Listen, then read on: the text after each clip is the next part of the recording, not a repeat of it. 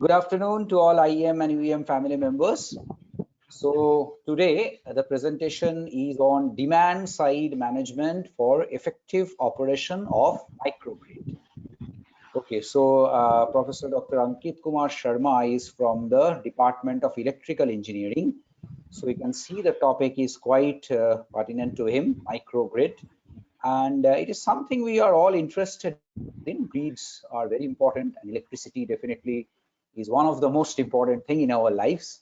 So why not we understand something related to this?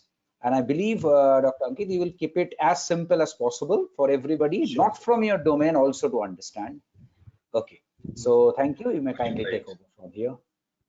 Thank you, sir. And good afternoon, all IEM and UEM family members.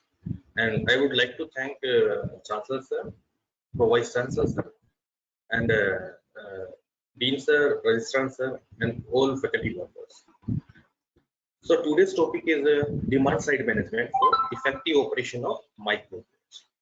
So this topic is related to the electrical engineering. So there are two words, demand and management. So supply and demand in the we will discuss about these two words, supply and demand, in the context of electrical power systems. So these are the contents which will be covered during this presentation. So first we will discuss about the introductory part, some prerequisite point. Then we will shift on the demand response topic, and then the classification and their benefits and different techniques related to the DSM techniques, demand side management techniques. Then we will discuss about the measurement and verification of baseline. Then how to calculate such type of baseline.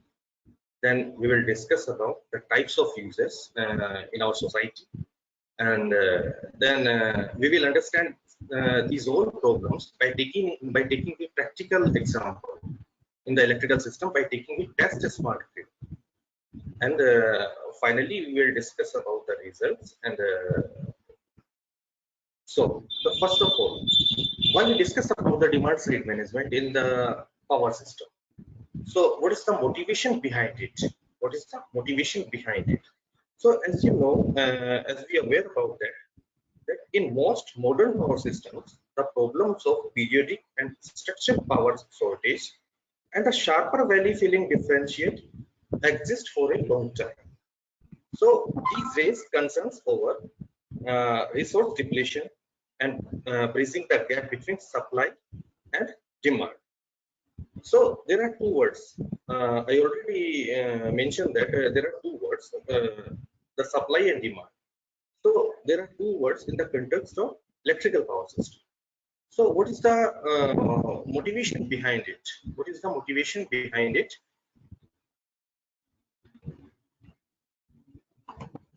So in the recent years, the DSM stands for the demand side management. The DSM programs are in the spotlight. And what is the reason behind the being in the spotlight? So due to the evolution of smart grid and the consumer-centric policies. So we will later discuss about what is the consumer-centric policies and how to mix the evolution of smart grid. So the DSM programs contains many objectives, and one of the prime objective is to manage energy demand by certain change in consumer demand. So there are two things, demand and the supply. So we have the limited supply. So accordingly, this supply we have to maintain the demand at the consumer side. So the DSM has been traditionally seen as a means of reducing peak electricity demand, so that utility can delay building further capacity. So what is the benefits behind the use of DSM, demand side management? So the first benefit is here, mitigating the electrical system emergency. So there are so many contingencies in the electrical system. So we can reduce by using the DSM techniques here. The second one is reducing the number of blackouts. So as you are aware about the blackouts, What is the blackout? A blackout is when there is total loss of electrical power. And what is the reason behind it? It is caused by the imbalance between power generation and the consumption. When there is a certain gap between the power generation and the consumption, the blackout takes place in the system. The third one is increasing the system reliability. So overall system reliability is also increased by using the DSM techniques. The fourth one is reducing the dependency on expensive import of fuels. So we can reduce the fuel by using the DSM techniques. And when the fuel dependency is reduced, then we know the capital cost of the plant is also reduced, because the fuel is the major factor. You can say play the vital role, or play the major role in the capital cost calculation of the any plant. So the next point is reducing the energy prices, and how to takes place and how to reduce the energy prices. We will later discuss in the further slides. And the last one is reducing harmful emission to the environment. So, what is the power distribution business? Before starting, these are you can say these are the prerequisite points, and it's very necessary to before the study the DSM, or you can say the demand response. So, what is the power distribution business?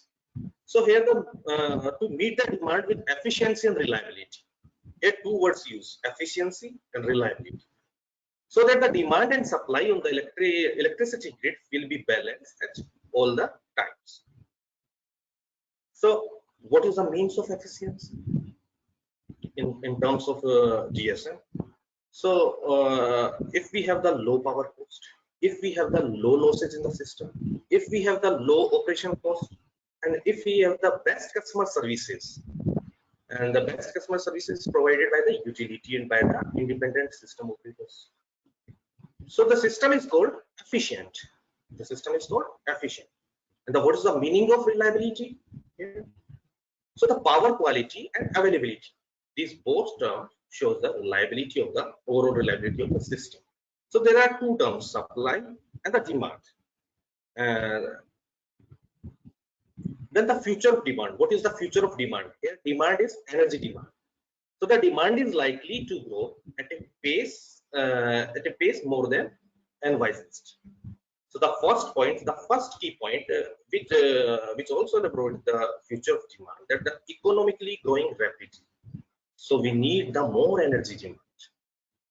The second point, expected growth might be much higher than we need the energy demand. Growth is linked to the energy availability. So due to which we need the more energy demand. We must generate more energy for the growth of economy, and it's vice versa. So what is the balance between supply and demand? So there are, you can say there is a limit. There is a limit, the minimum demand and the maximum demand. So there are limit, minimum and maximum. So we have to maintain the minimum demand level. So your demand, the consumer's demand, you can say the consumer demand, not go beyond the minimum demand level. So how to achieve that? To minimize the wastage of the system, the wastage of the energy, to prevent the strategic base load plant shutdowns. And how to keep a low maximum demand in the system? So avoid the building new power plants. We must discuss about that. As the demand increases, we need to build up the new power plants to fulfill these demands. But when we using the demand response program, when we using the demand side management program, then we can avoid the building new power plants. We can avoid the unnecessary investment of the capital in the generation of new plants. So the second point is reduce emission of greenhouse gases and other pollutants. So if to fulfill the increased demand, if we set up the new plants, then automatically it increases the greenhouse effect and the greenhouse gases and the other pollutants. So by using the demand response program, by using the demand side management program, we also reduce the emission of greenhouse gases and other pollutants. And the last one is lower use of peaking power plant. So by using the DR and the DSL, we the maximum time we avoid the peaking of plant. So when we avoid the peaking of plant at the time, so automatically we avoid the use of the peaking power plant. You can say we only depends on the base power plant only. So now we comes on the topic. What is the demand side management in the terms of electrical energy? So demand side management can be defined by the controlling the quantity of energy used at a specific time. And why we control the quantity of energy at a specific time? To reduce the system peak demand, and it's called the load leveling. When we reduce the system peak demand only system's peak demand, then it's called the load leveling. When we reduce the overall system demands, not a peak, it reduces the overall load curve. It reduces the overall load curve. So it's called the energy efficiency. And when we balance the system supply and demand intelligently, so it's called demand response. It's called demand response. So if we bifurcate the DSM, the demand side management, then we get the three segments: load leveling, energy efficiency, and the demand response.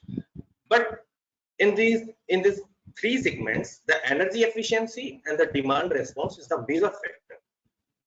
So first we define the energy efficiency. What is the energy efficiency? As the name indicates, the energy efficiency is a way of expressing the energy performance of an energy consuming device or the system.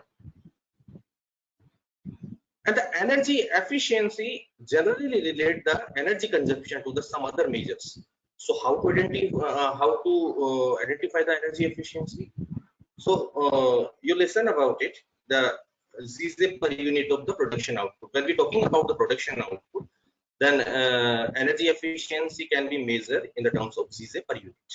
When we're talking about the typicals for the buildings, when we're talking about the different types of the buildings, then we're talking about the kilowatt hour per meter square. When we're talking about the ice makers, then energy efficiency is defined by the kilowatt hour per 100 kilogram of ice. When we're talking about for the lighting, electric light, so we have to draw the lumens per watt to show the energy efficiency. When we're talking about the automobiles, then how to show the energy efficiency? Kilometers per liter. Kilometers per liter. So in some cases, energy efficiency is expressed without reference to anything else. For example, for electric motors, energy efficiency is expressed as percentage conversion of electricity to useful work. So there are the key points which related to the energy efficiency. So what is energy efficiency? Energy efficiency is the permanent reduction in the consumption, and it occurs across most hours of the load curve, and it provides same or the better energy service with fewer kilowatt hour. For example, replacing the incandescent lighting with the fluorescent lighting, it's a type of energy efficiency. Replacing the low efficiency motor with high efficiency motors or the motor, it's called energy efficiency. So reduces the electrical system energy usage and fuel needs, it's called the energy efficiency. May or may not reduce the system peak demand or capacity need. So we cannot predict early that it can reduce or it may not reduce the peak demand or the capacity at the time. So how to achieve the energy efficiency? So there are four keywords: replacing, retrofitting, operating, and installation. Replacing the inefficient and use technology with the more efficient models. For example, non-star with star labeled appliances. Retrofitting, wall building with insulation, better windows, better equipment to improve efficiency. It's called the retrofitting. It's related to the building design. Operating the buildings and industrial plant more efficiently via advanced use of information and the control system. By using the advanced use of information and the control system, there is a minimum leakage of efficiency. The last one is installation of efficient equipments and appliances at the very first stage. So by using these four methods, by using this, you can say this is the algorithm. This is the algorithm how to achieve the energy efficiency. So now, before shifting the demand response, we have to discuss about the role of stakeholders involved in a demand response program. So there are two columns. The first column shows the stakeholder involved, and the second column shows the need come objectives of the involvement. What is the need and objective of involvement of these stakeholders? So there are three terms: utility, customer, and aggregators. So what is utility? So utility are the independent system operators, ISO, which regulate the energy market, which regulate the fluctuations in the energy markets. So utility is the entity that trigger a DR events, demand response event, through various price-based or incentive-based mechanism. So we will discuss in the further slides. The DR is bifurcated in the two major segments: price-based and the incentive-based. So utility, what do the utility do? The utility is the entity that trigger the DR event, that only trigger the DR event through the various programs like price-based program, like the incentive-based mechanism, with the prime objective of peak reduction. So what is the main objective of by impose these programs is the peak load reduction. So customer, the second stakeholders involved in the demand response program is customer. So we all know about the customer. We are the customer. So customer or end user or load is the entity that respond to the DR event. So utility impose or trigger the DR event. Customer is the entity that respond to that DR event signal sent by the utility or the load aggregator. And the third one is the load aggregator. So aggregators represent the pool of customer. You can say it's a pool of customer. It's a group of customer. In the Indian scenario, the various discoms may act as a load aggregator. So discoms in the Indian scenario, the various discoms may act as a load aggregator. So what is the role of load aggregator? So there are a very important case here. The many customers are unable to participate in DR programs because their curtailment volume does not meet the minimum load requirement that fixed by the utility. So a load aggregator, what is the role of load aggregator is here? A load aggregator act as a broker between the ISO and the consumers. So a load aggregator act as a broker and mitigate the penalty risk through the aggregation by assigning other customer to take up the slack created by inability of a specific customer to provide the expected curtailment in such a way that the entire portfolio continues to meet its obligations.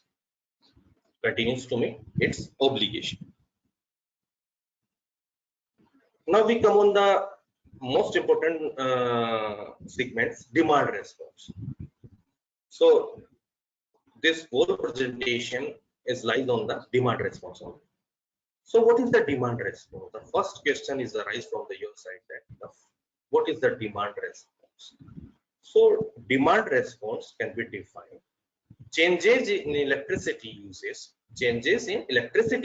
by end user customers from their normal consumption patterns in response to the change in price of electricity over time. So demand response show that we changes in the electricity and how to change in the electricity prices. So this relation between The electricity usage and the prices of electricity is called the demand response. The balance relation between the uses electricity by the end user customer and the changes in the price, it's called demand response. So further, you can also define the DR in the other words, the incentive payments designed to induce lower electricity use at a time of high wholesale market prices or when the system reliability is jeopardized. So demand response can be fixed or can be flexible. Fixed in the way of contracts and flexible in the way of market based.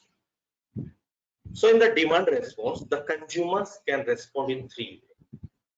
So consumer reduce the consumption. There are three cases only.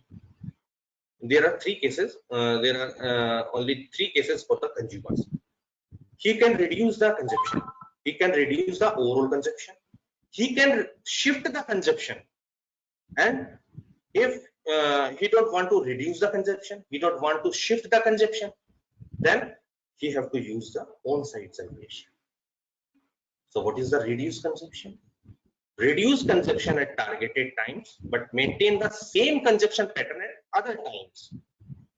At the peak time, consumers have to reduce the consumption. So this option involves a temporary loss of comfort. If you want to use the AC on that time, on the peak time, suppose that in the load curve, the afternoon time, 1 o'clock to 3 o'clock, there is a peak load time. So you got the message from the ISO that on that time you have to reduce the consumption. You have to reduce the consumption anyway. So you switch off your AC. It's a summertime. You switch off your AC. You switch off your other appliances. You switches your many more appliances that comfort to you. So it's this option involves a temporary loss of comfort, but you have to do. In the second option, shift the consumption. Suppose that there is a peak time. So in the peak time, you have to reduce the overall consumption. So you can use that devices after the peak time, or you can say the off peak time. You can use that appliances on the off peak time. For example, you want to wash the old dishes in your houses. So the dishwashers you can use after the peak time. You can wash your all or temporary files and or temporary your gadgets after the peak time. If there are two cases, reduce the consumption, that means temporary loss of comfort. Shift the consumption, it's an intelligent way. It's intelligent way, and it's a really economical way. And also it is in the fashion. So if you don't want to do, you don't want to choose any given two options, then you have only one option. Use on-site generation. Use the solar PV. Use the combination of solar PV and the wind at your home at the same time. If you don't want to reduce the consumption, if you don't want to shift the consumption at that time. So figure 1 show the electricity market with and without demand response. So you can say it's a price elasticity curve. So you can see here when the x-axis shows the change in demand, and the y-axis shows the change in prices. So the demand changes slightly, then the price changes very rapid. You can see here. So this point show the demand with DR, with demand response program, and this line shows the demand without DR. So you can see here, when we not using the demand response program, then the price at the time high. when we use the demand response program at any time, then if we impose the DR programs, then you can see the price is also reduces. So there is changes in demand. There is also changes in prices. It's called price elasticity. It's called price elasticity. So now we move on the classification of demand response program. So there are two types of the demand response program. The first one is incentive based program, and the second one is price based program. So in the incentive based program, you can see here there are 6 parts: the direct load control, intractable and curtailable services, emergency GR, capacity market program, and demand bidding program, and ancillary service market program. And in the price based program, you can see the major 3 portion here: the time of use prices, real time prices, and the critical peak prices, CPP. And this CPP is further bifurcated in the 2-way EGP and EDCPP. So what is the incentive based program and what is the price based program? So in the incentive based program, the participating customer receive payment of participation. If the customer participate in the DR event, in the classical IBP, if the customer involved in the DR event, then he receive the payment of participation in the DR event, and in which form? Usually as a bill credit or the discount rate. And in the PVP program, you can say in the PVP program are based on dynamic price rate. That means the price is not constant during the period, right? Fluctuate according to the time slides. So first, the IBP, incentive based program, in which the customer receive the payment of participation, usually as a bill credit or the discount rate for the involvement in the programs. So the market based programs, participants are rewarded with the money for their performance. If we curtail more of the demands, if we curtail more of the energy demands, then we get the more amount. So it's depending on the amount. It's depending on the amount of load reduction during the critical condition. If there are peak hours, there are a critical condition, and you got the message from the ISO that in this time you use the minimum demand. So you use the accordingly you use the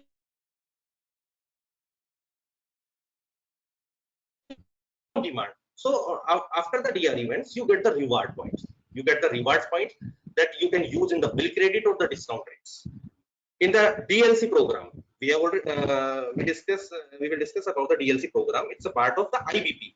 So as the name indicates, direct load control programs. On a short notice, utility have the ability to distantly shut down participants' equipments. In India, mostly this program is in the fashion. Direct load control programs. So there is no message to the customer, there is no message to the consumers, and direct load shedding there, direct load control program.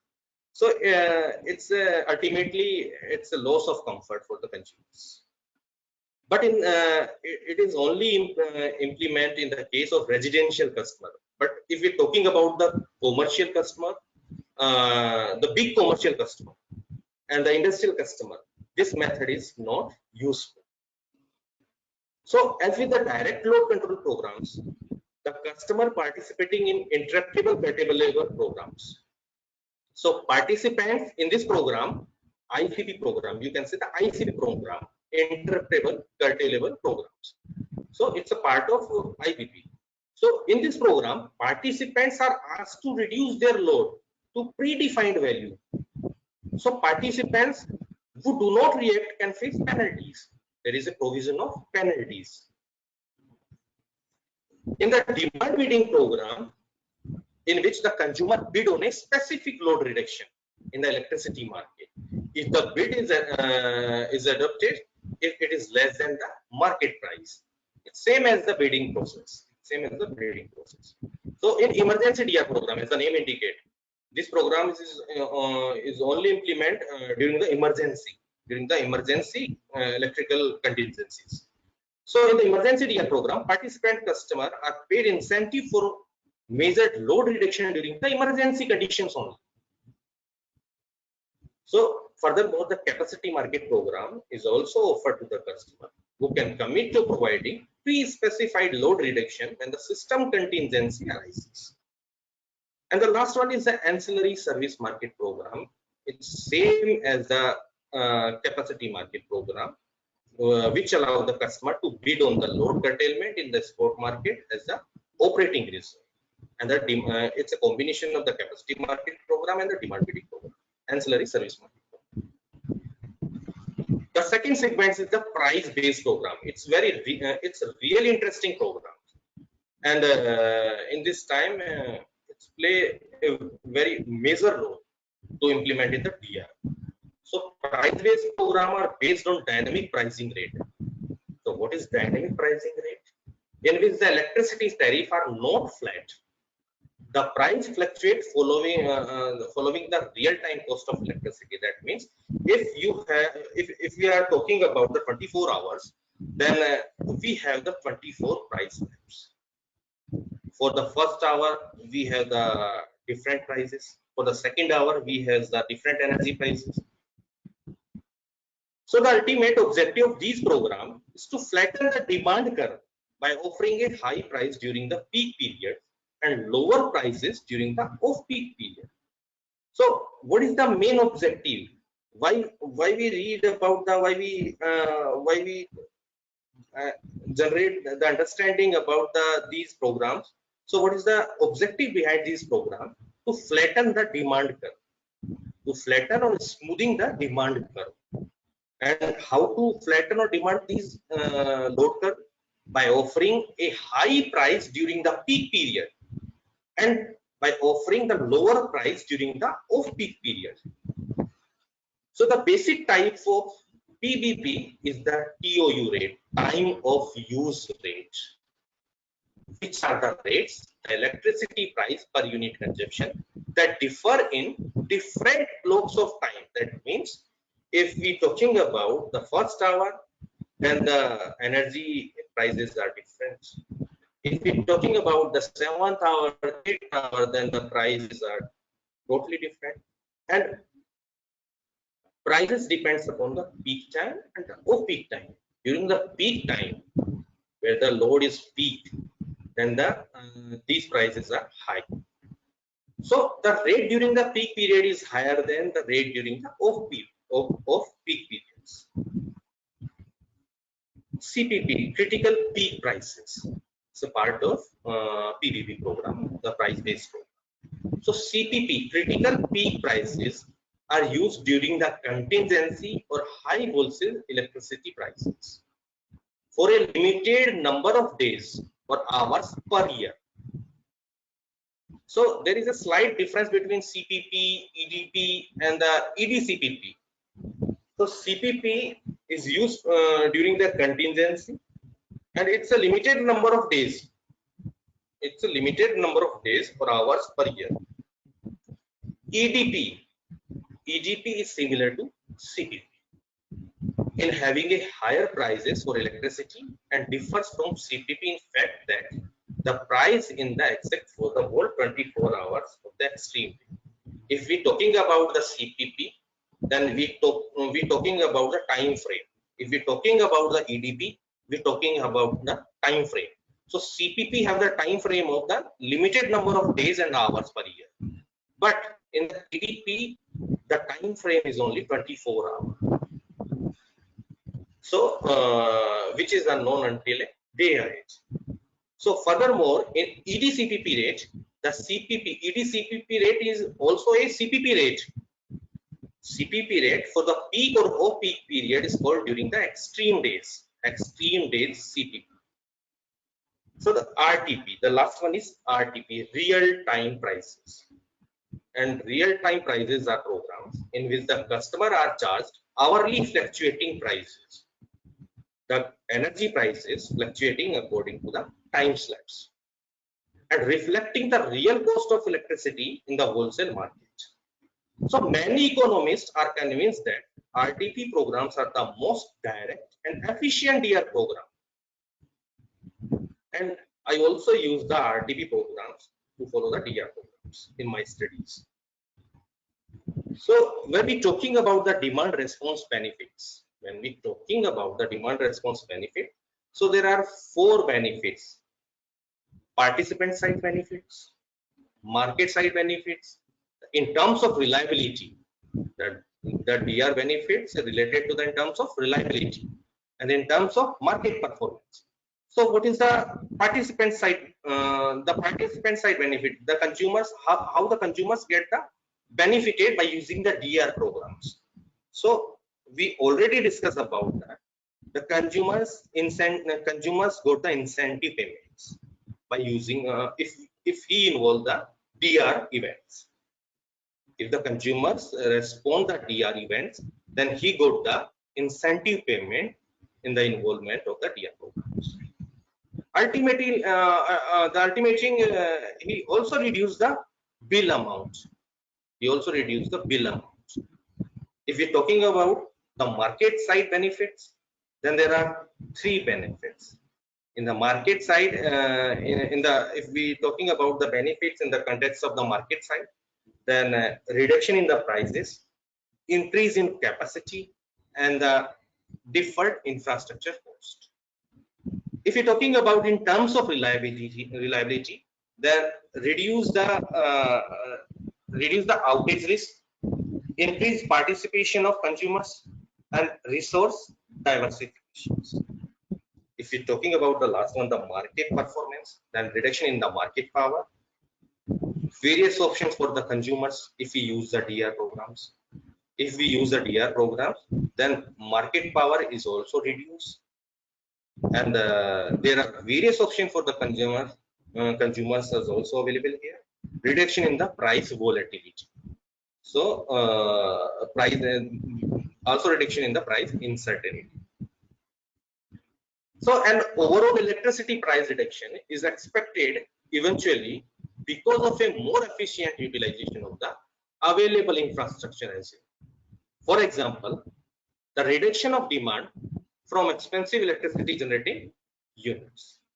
So moreover, the DR program can increase short-term capacity using the market-based programs, in which turn result in avoided or deferred capacity cost.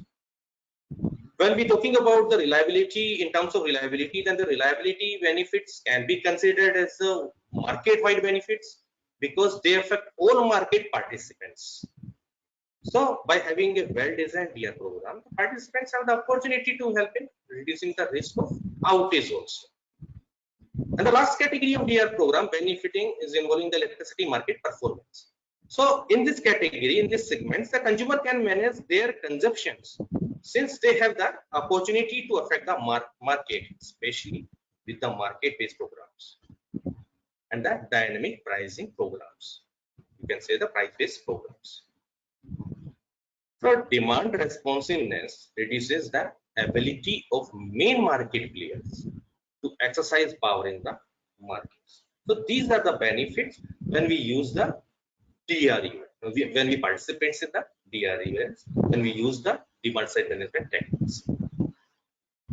So there are a trigger criteria, the notification window in the different DR programs. If you're talking about the time of day, TOD tariff, so it's a part of price-based DR programs, time of day, TOD tariff. So the program trigger mechanism is based on the peak or off-peak slabs, and notification of time window not available for these programs.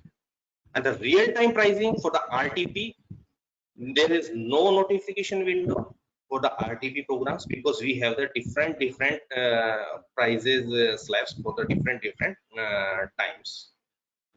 For the critical peak pricing, we have the notification window the day ahead or the day of notification required. So we got the consumer got the notification the day ahead for the same day. So the trigger criteria for this CPP is the high temperatures, sudden loss of generating and transmission facilities, and the fuel shortage. The second one is incentive-based programs. So there are DLC programs, we know. There are ICDR, interruptible and creditable DR. And there are demand bidding, emergency DR, capacity bidding, and ancillary services. So you can see here, in the case of DLC, the consumers need the notification at the day age. But in the case of interruptible and curtailable DR, the consumers get the notification the day of.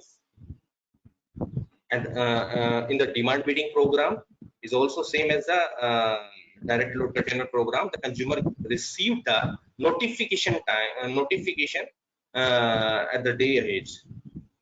So there are different trigger criteria. There are different notification of time windows here. You can see here. Now we shift on the demand side management techniques. So there are 6 broad categories: peak clipping, valley filling, load shifting, strategy conservation, load growth, and the flexible load curve. So there are the 6 broad categories. There are the 6 broad techniques by using we get the curtailment in the peak demand. So the peak clipping and valley filling. So you can see in the figure, peak clipping and valley filling. So in the peak clipping, only the peak portion of the load curve. These are the load curves. These are the load curves. So you can see here in the load curve, we cut on the peak demand. We cut on the peak demand. So it's called the peak clipping. We clip the peak. So peak clipping and valley filling focused on the reducing the difference between peak and valley levels. Peak clipping is an example of direct load control techniques. Peak clipping is an example of direct load control techniques. We have already discussed about the DLC program, direct load control techniques. So peak clipping is a part of DLC. And load shifting, very efficient. This is very efficient technique, load shifting. These peak load shifted in the off-peak timing.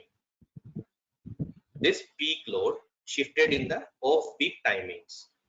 So load shifting is globally applied as the most effective load management technique in current distribution networks.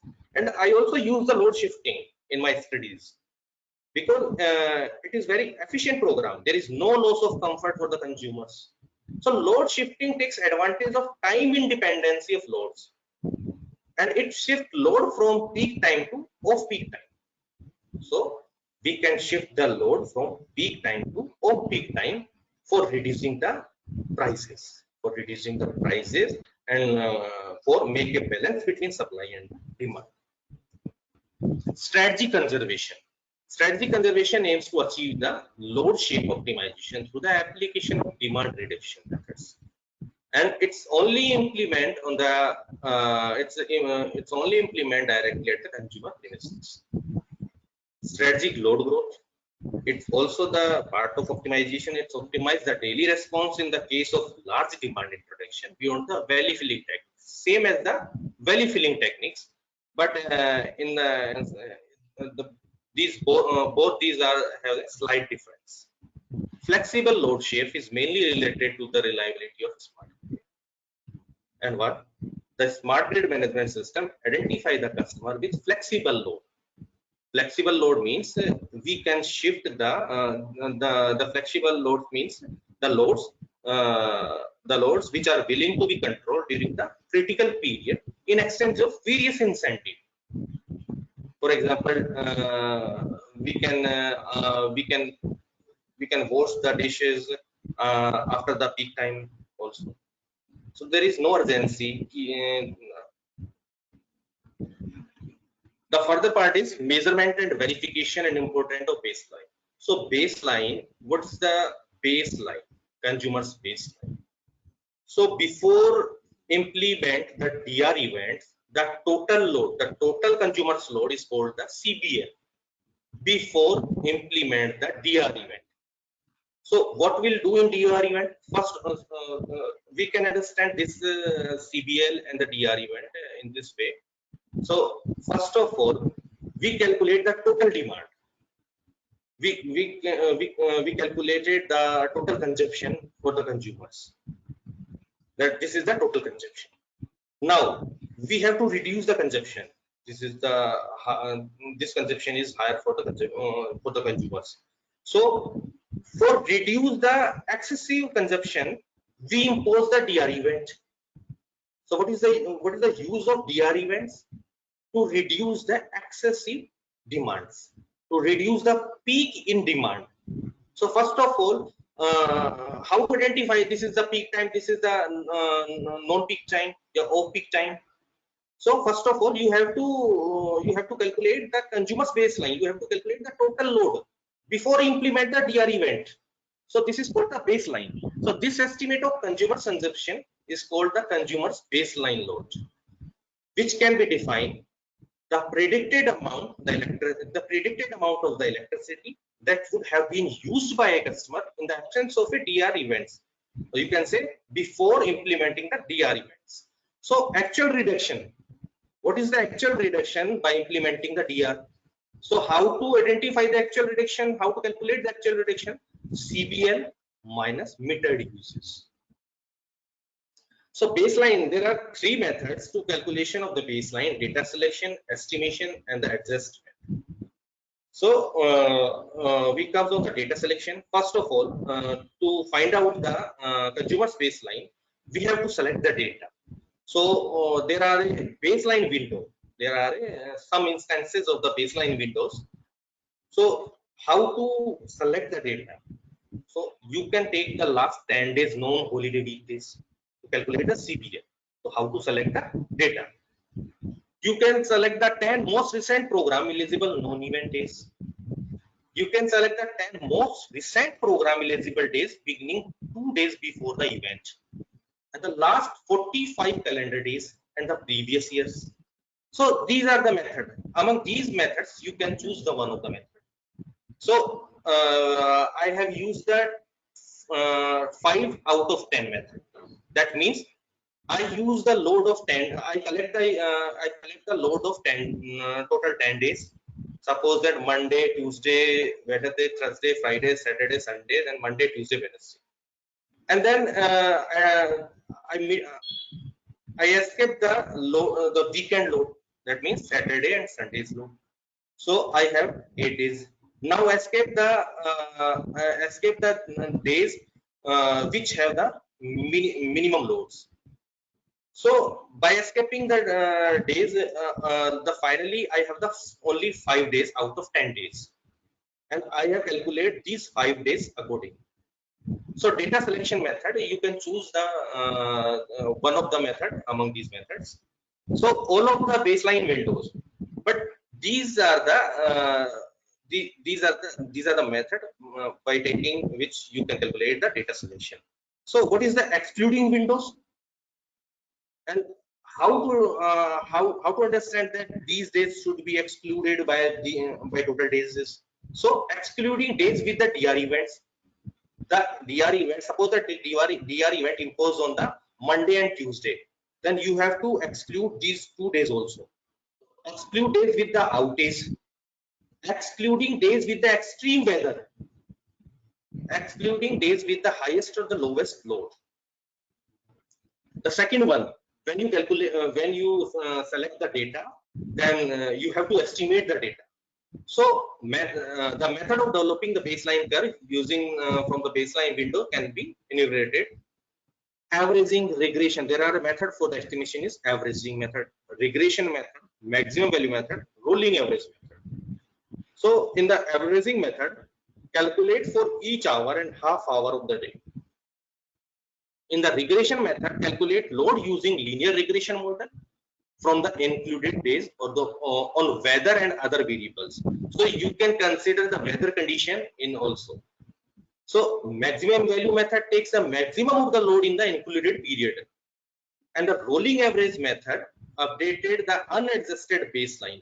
Unadjusted baseline means if you not consider the weather condition and such type of the constraint, then it's called the unadjusted baseline.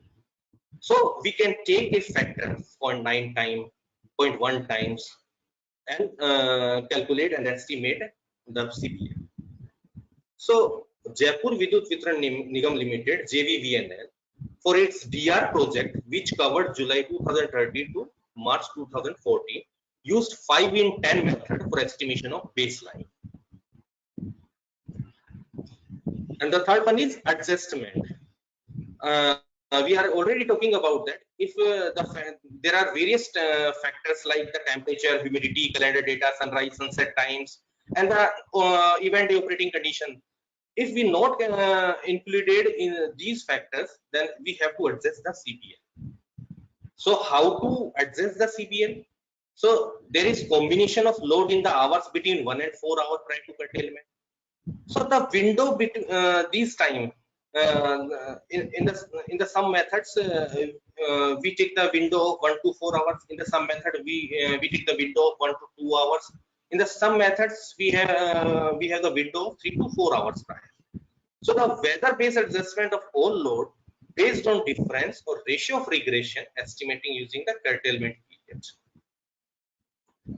So if we talking about the consumers which participate in the DR events, so there are 4 major consumers: residential consumers, commercial consumers, industrial consumers, and agriculture consumers. So we are taking an example of a DR event. It's a practical example. It's a practical example, and we already covered the whole theory, whole concept, whole theory regarding the DR event. Now we come on the practical scenario. So we consider it as a smart grid, and in the test smart grid, we taking the 2 consumers, residential consumers and the commercial consumers. And the ratings of these Tesla smart grid is 410 volts, and the resistance is 0.003 per unit, and the value of reactance and the value of maximum power transfer, and the length of tie line between the grids, microgrids, and the in the case of residential microgrid, and in the case of commercial microgrid is also given in these specific data. So we are not going to into the deep. And the table 1 shows the time slabs. That means there are 24 hours. There are 24 hours, and according to 24 hours, we have the price in the cent per kilowatt hour. You can see here between the 8 to 9 hours, we have the price of electricity is 12 cent per kilowatt hour, and accordingly, according to time, these slabs it changes. Okay. Then in the last in the 2 columns, we are discuss about the forecasted load in kilowatts. So residential microgrid, the data is given in the residential microgrid, and the data is given for the commercial microgrid. So table 1 shows the prices of energy with forecasted loads. If you're talking about the residential area, we choose the residential area. So in this residential area, we choose the 14 types of 2,605 devices according to their application. If you're talking about the commercial area, then we choose the total 8 type of devices, and total 8 type of 810 devices according to their application. So in table 2 shows the devices data in residential area. So you can see here in the residential area, you have the cloth dryer, dishwasher, washing machine, oven, iron, vacuum cleaner, fan, kettle, toaster, rice cooker, hair dryer, blender, fry pan, and the coffee maker, coffee machine. And the total number of devices are also shown in this column. That cloth dryer has the 189. So total number of devices is 2605 here. And the time they are operated is also given in the per hour load of the devices.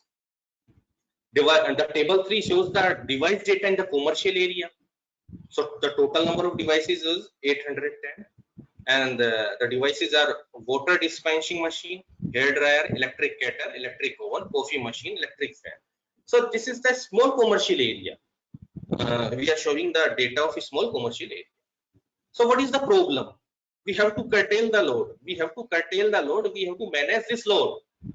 So in this problem, DSM program implemented, the DR program, you can say the DSM or DR program implemented with a large number of shiftable and controllable devices. So how to shift and how to control these devices, how to control the switching of these devices. So we use here meta heuristic algorithm. We use here meta heuristic algorithm. It's a part of optimization. It's a part of optimization. So you can see here what is the meaning of optimization. So you can define the optimization under the given constraint, finding the most cost-effective outputs by maximizing the desired factors and minimizing the undesired ones. That means maximum yield in minimum effects. You got the maximum. You got the maximum output by imposing the minimum effects. It's called the uh, optimization. So we use the meta heuristic algorithm. And about the meta heuristic algorithm, there are the three segments. If we're talking about the meta heuristic algorithm, there are three segments: that computing based evolutionary algorithm, GA, genetic algorithm, and the biogeographical based optimization is also lies in this category. Swan based optimization like PSO, CSO, SMO, WA, that type of algorithm is shown in second category. And the last one is the physics rule based algorithm. The gravitational search algorithm is lies in this category. We are not going into the deep because I have used here as a tool. Optimization, I have used the optimization as a tool only. So the main focus, how to implement the DR and why we use the DR here. So problem solve by using the load minimization and reducing the operational cost. So what is the problem? Load minimization problem and reducing the operational cost. What is the key solution? Key solution is the using the optimization routine here. So this is the problem formulation. This is the problem formulation. We are not going into the deep. This equation shows the switching status of the device. This equation shows the switching status of the device. You can say this is the objective function here. And how to calculate the total load by using the forecasted and connected disconnected load. This equation shows the load shifting techniques. This equation used for the load shifting techniques. And what is the results? Here we use the three tests for the strategy conservation, load shifting, and the peak clipping. In the peak clipping and the strategy conservation, there is a loss of comfort for the consumers. But in the load shifting, there is no loss of comfort. So by using the WOA, well optimization algorithm, we implement this. We shift the devices and we acquire the acquired result here. So we use the load shifting, we use the peak clipping here, and by using the WOA in this studies, we use the three methods: strategy conservation, peak clipping, and the load shifting. And these three methods is implemented on the residential sector and the commercial sector. And we compare the well optimization and the BBO and the spider monkey optimization techniques. And by using these three algorithms, we reduce the total energy wastage and we reduce the peak demand also. So the main motto is reduce the peak demand. The energy cost is secondary, but primary motto is the manage the peak demand, reduce the peak demand. So these are the results shown by that. So you can see here the blue portion shows the forecasted load, and the purple portion shows the objective curve, and the yellow one is shows the consumption after the DR implementation. So these are the different cases for by using the WA for the strategic conservation, residential area, for the commercial area. And numerical results are also shown in this. You can see here the percentage reduction by the WA is greater. And if we're talking about the peak clipping, then WA gives the results for the residential area and the commercial area as shown in the figure number 7, figure number 8. And the numerical results is also shown the efficacy of WA. That WA shows the has proved the efficacy. And this is for the third case, the load shifting process, and these are the numerical results, which also shows the efficacy of the implemented algorithms. And the conclusion is that here in these practical studies, we're taking the WOA. So WA probe its efficacy by for the all three segments: the strategic conservation, peak clipping, and the load shifting. And how to identify and these are the proved by using the table number 4 to table number 9. You can see the table number 4 to table number 9, and you can see all the figures which show the WA its efficacy among these all algorithms.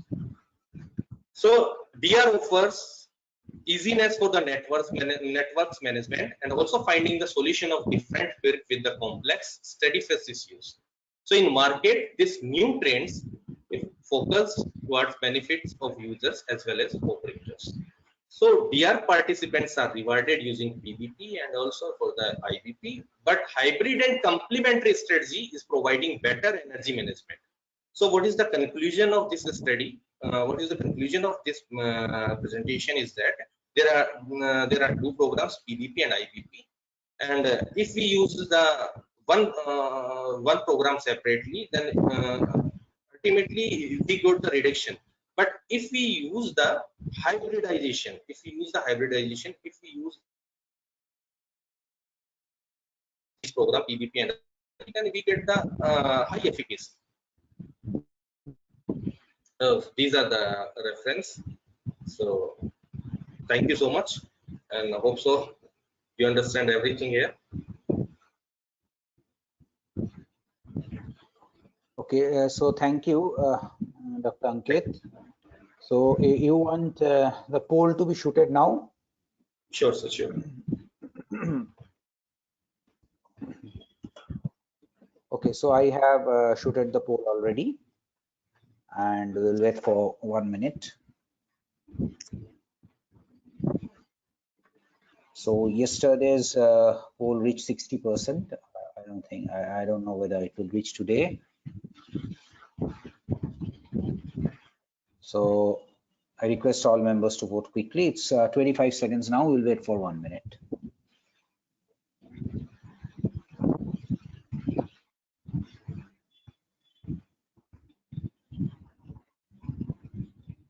So we reached around 48% votes. So, okay, 52% votes we have reached. It's 47 seconds. We are waiting for the voting to be over. Maybe 8 seconds we'll wait more.